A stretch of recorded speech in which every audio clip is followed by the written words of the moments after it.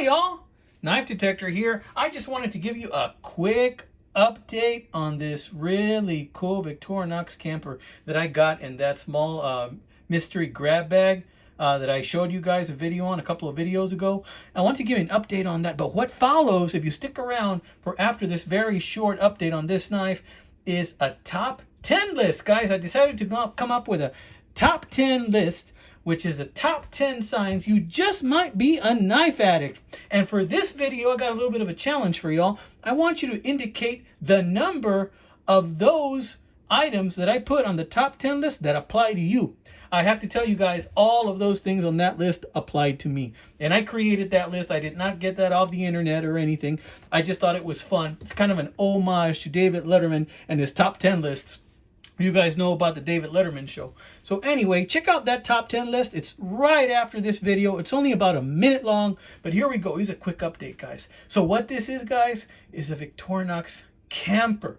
Look at that beautiful symbol right there. Best I can tell from that symbol is that this symbol is from the late 80s, early 90s. As far as the Victorinox knives go, my friend Tobias Gibson, he pointed out that this is the economy model. Notice it's missing the toothpick and tweezers, which I think is pretty cool. It kind of streamlines everything, and I don't really use the tweezers anyway. A toothpick is nice to have, though.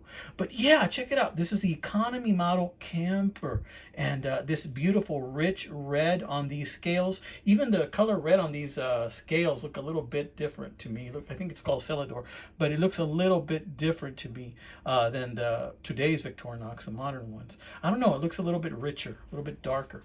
But anyhow, the other thing I was thinking of is check out this price tag, guys. Oh, and before in the video I mentioned that this was the grooved corkscrew. It is not. It was just a trick of the light that I was seeing.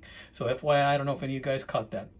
But check out the price tag. You know, this was a TSA confiscation, and I thought to myself, when I pick this knife up, this is the impression I get in my hand. I get the impression, remember this was bought in Hawaii, that there was a Japanese tourist in Hawaii, and that Japanese tourist bought this probably in the gift shop and paid in yen, and probably was thinking, I'm going to carry this onto the plane, and forgot to check it in the luggage. And because they didn't want to go back, or they were running late, they couldn't check it in the luggage, they had to let it go, and it was tossed in a box into the TSA items that have been confiscated and never reclaimed. And then now it's mine. The reason I think this is because it doesn't have a whole lot of use. See, it's got a lot of scratches on the handle from being tossed around, but gosh, check out this blade. This blade looks very close to pristine. You know, it's just old. It's not really used. So it looks like it still even has the factory edge on this blade, which I'm very happy to have. See that little choil right there? I'm very happy to have that. So because of that, you know, I think this knife is probably from the late 80s, early 90s, based on that alone. There's just like no use on these. There's not some corrosion, but maybe some dirt and some grime from just being stored and probably being tossed around with other knives. But that's about it. You know, it hasn't really been used. I don't see any blemishes on this. So this is the camper model. That means that it's got, of course, the little blade. And there's like some dirt or grime in there too.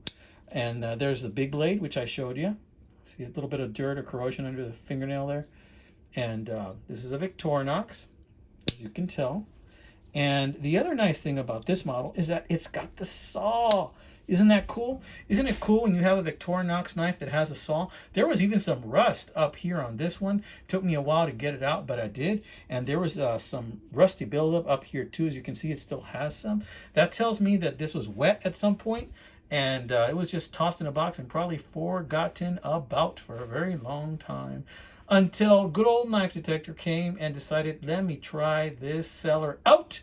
And I was not disappointed, friends. I was not disappointed at all.